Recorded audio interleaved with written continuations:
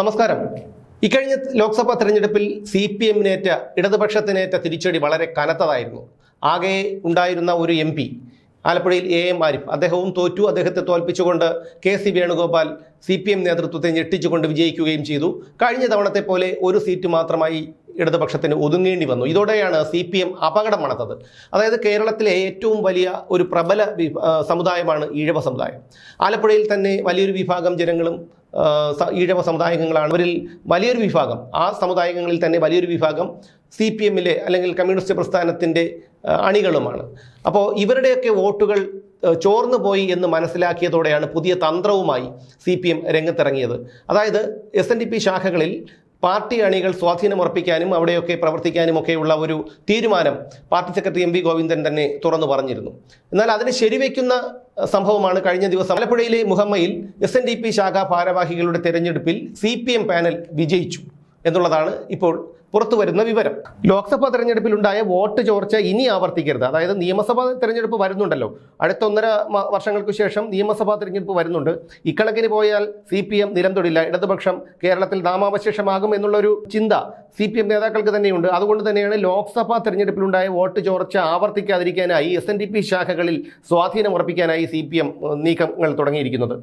അതിൻ്റെ ഏറ്റവും വലിയ തെളിവാണ് മുഹമ്മയിൽ കഴിഞ്ഞ ദിവസം CPM പ്രവർത്തകർ അവതരിപ്പിച്ച പാനൽ വിജയിച്ചത്. SNDP യോഗവുമായി പാർട്ടിക്ക് പ്രശ്നമൊന്നുമില്ലെന്നും ശാഖകൾ പിടിക്കാൻ ആലോചിക്കുന്നില്ലെന്നുമാണ് ഒരു വശത്ത് നേതാക്കൾ പറയുന്നത്. പക്ഷേ അതിന് വിരുദ്ധമായിട്ടുള്ള നീക്കങ്ങളാണ് ഇപ്പോൾ CPM-ന്റെ ഭാഗത്തു നിന്നുണ്ടാകുന്നത്. നമുക്കറിയാം, എന്ത് പറയുന്നോ അതിനെതിരായി പ്രവർത്തിക്കുന്നവരാണ് CPM-ഉം CPM നേതാക്കളും. കാണിച്ചുകുളങ്ങര SNDP യൂണിയന് കീഴിലെ ചാരമംഗലം 539 നമ്പർ ശാഖയിലാണ് ഔദ്യോഗിക പാനലിനെ വെല്ലുവിളിച്ചുകൊണ്ട് CPM ലോക്കൽ കമ്മിറ്റി അംഗത്തിൻ്റെ നേതൃത്വത്തിൽ പാനൽ അവതരിപ്പിച്ചത്.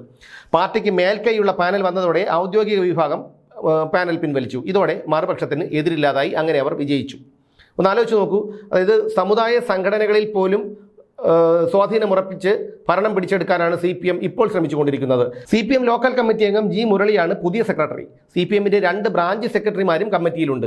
ഇതിൽ ഒരാൾ യൂണിയൻ പ്രതിനിധിയാകും എന്നാണ് നമുക്കറിയാൻ കഴിഞ്ഞിട്ടുള്ള വിവരം. ഈ പൊതുയോഗ നടപടികളെല്ലാം നിരീക്ഷിച്ചുകൊണ്ട് പാർട്ടിയുടെ ലോക്കൽ കമ്മിറ്റി നേതാക്കൾ ഈ സമീപത്ത് തന്നെ ഉണ്ടായിരുന്നു എന്നാണ് പരിസരവാസികളും ആ തെരഞ്ഞെടുപ്പ് നടക്കുന്ന സ്ഥലത്തുള്ളവരുമൊക്കെ പറയുന്നത്. ഔദ്യോഗിക പാനലിൽ വൈസ് പ്രസിഡന്റ് സ്ഥാനത്തേക്ക് ഉൾപ്പെടുത്തിയിരുന്ന റാവു ആണ് CPM ആശീർവാദത്തോടെയുള്ള പാനലിലെ പ്രസിഡന്റ്.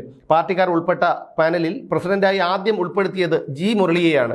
പ്രസിഡന്റ് സ്ഥാനത്തിൽ താല്പര്യമുണ്ടെന്ന ഔദ്യോഗിക പാനലിലെ വൈസ് പ്രസിഡന്റ് സ്ഥാനാർത്ഥിയായ റാവു അറിയിച്ചതോടെ അദ്ദേഹത്തെ പ്രസിഡന്റാക്കുകയും മുരളിയെ സെക്രട്ടറിയാക്കുകയും ചെയ്തു. ഈ റാവുവും പാർട്ടി അംഗമാണ്, CPM-ന്റെ അംഗമാണ് ഈ പറയുന്ന റാവു.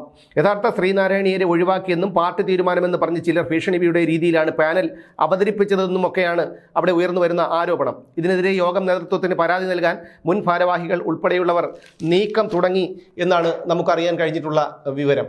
ഇവിടെ ഒരു കാര്യം ശ്രദ്ധിക്കണം, SNDP യോഗത്തിൻ്റെ നില അപകടത്തിലേക്കാണ്. കാരണം CPM കൂടി ഇതിൽ പിടിമുറുക്കുമ്പോൾ നമ്മുടെ മനുഷ്യ ശരീരത്തിനെ ബാധിക്കുന്ന അർബുദം പോലെയാണ് ഈ പറയുന്ന കമ്മ്യൂണിസ്റ്റ് പ്രസ്ഥാനം. എവിടെ അവർ വേരുറപ്പിക്കുന്നോ അവിടം നശിച്ച് നാമാവശേഷമാക്കിയിട്ടേ അവരവിടെ നിന്ന് പിൻവാങ്ങുകയുള്ളൂ. ഇപ്പോൾ SNDP യോഗം ജനറൽ സെക്രട്ടറി വെള്ളാപ്പള്ളി നടേശനെ താഴെയിറക്കാനായൊക്കെ അദ്ദേഹത്തിനെതിരായിട്ട് പലരും പല ഗ്രൂപ്പുകളുമൊക്കെ രൂപീകരിച്ചുകൊണ്ട് വലിയ തോതിൽ പണപ്പിരിവ് നടത്തുന്നുണ്ട്, അതുപോലെ നിയമ പോരാട്ടമൊക്കെ നടത്തുന്നുണ്ട്.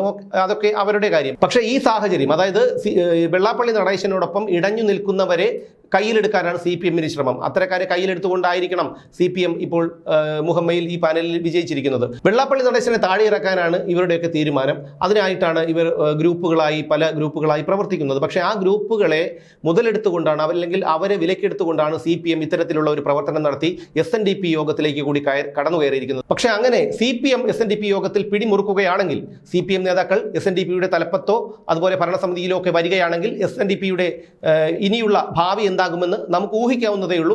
അതുകൊണ്ട് SNDP-യെ സ്നേഹിക്കുന്ന ശ്രീനാരായണീയരെല്ലാവരും ഒരുമിച്ച് നിൽക്കണം. CPM-ന്റെ ഈ ചതി തിരിച്ചറിയണം. SNDP-യുടെ ഭരണവും അതുപോലെ നിയന്ത്രണവും ഒക്കെ CPM-ന്റെ കയ്യിൽ കിട്ടിയാൽ SNDP എന്ന മഹാപ്രസ്ഥാനം തന്നെ ചുരുങ്ങിയ ദിവസങ്ങൾക്കുള്ളിൽ നാമാവശേഷമാകും എന്നുള്ള കാര്യത്തിൽ തർക്കമില്ല.